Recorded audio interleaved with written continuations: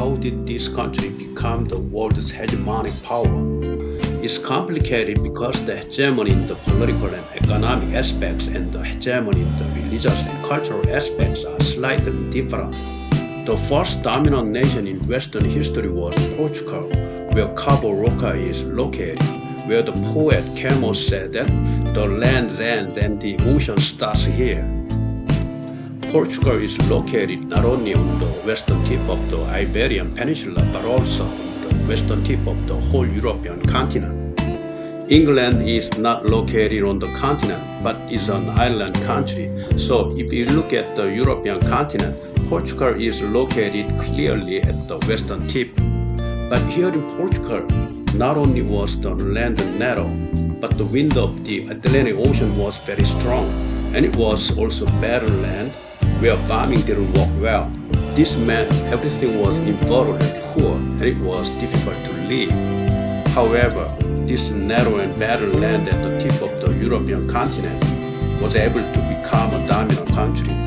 In my opinion, an outstanding leader who had a keen insight allowed this small country to rise to the ranks of dominant nation.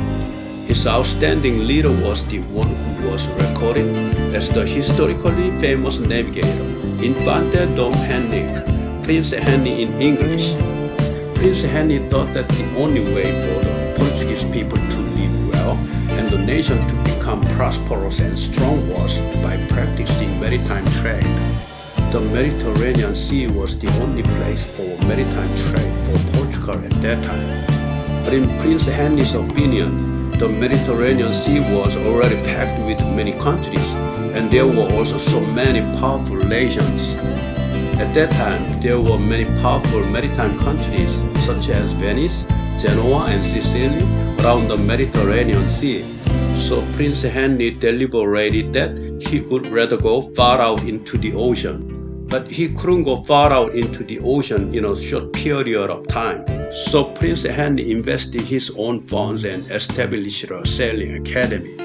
In the sailing school, they taught various sailing techniques, such as how to turn the sail in a direction if the wind was a headwind, in what direction if it was a tailwind, and how to pull a boat out if there was no wind zone. And people systematically learned shipbuilding techniques that build ships that could sail as fast and far as possible and load as much cargo as possible, and so on. Then they taught the skill of cartography, surveying, and navigation techniques, because navigation techniques would enable them to sail with only a map. They established a sailing academy where they could systematically study, teach, and research, and then they finally built ships. Surprisingly, in the end, the sailors from the sailing academy started sailing far out to sea around the world. Eventually, the graduates of Henry's Academy of Navigation sailed out of the Mediterranean Sea and sailed the world such as to the Indian and Atlantic Ocean. So, the first achievement was that they conquered a place called the Gulf of Guinea, located in the West African continent. Then the second was that they reached the Cape of Good Hope at the southernmost end of Africa. And the third was that they even went to Calicut, India. They were not satisfied there, so they sailed further east to the Strait of Malacca and established a trading base there. The Strait of Malacca, the location where present-day Indonesia and Malaysia face each other, is still one of the most important straits in the world. Even today, almost all of the crude oil and other cargo go through this strait to Korea, Japan, and China. Anyway, these Portuguese Sailing Academy graduates first passed through the Strait of Malacca, achieved the title of the first Europeans to establish a trading foothold in the Strait of Malacca.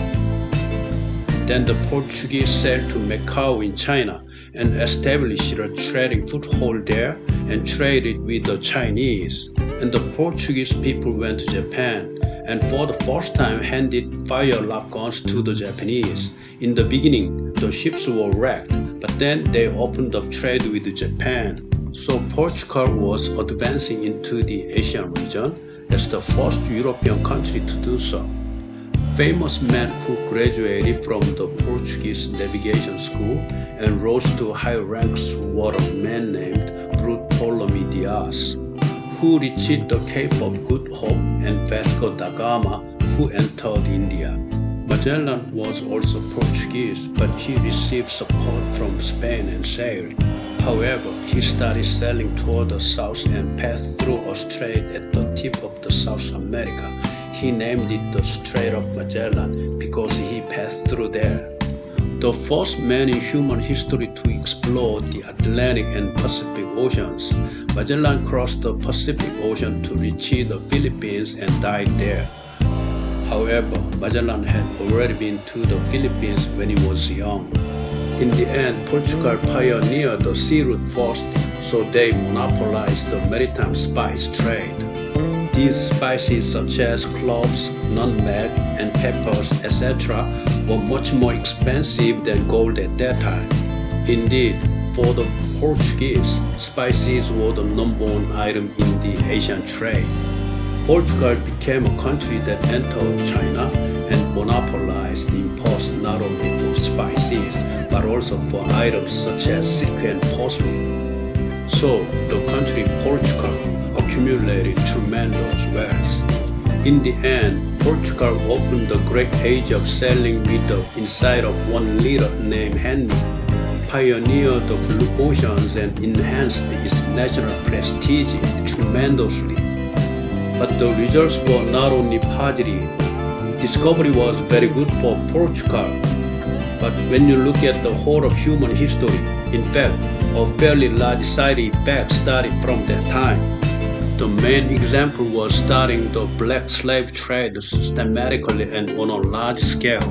From 1445 or 1450 until around 1850, over 400 years, between 30 and 50 million black slaves were taken from Africa and traded. So there was large-scale black slave trading into North America, South America, and Europe, and it still casts a dark shadow globally and historically. And the second issue on this point is that the warship trade started with threat. Imperial powers threatened, do you want to go to war or open the port?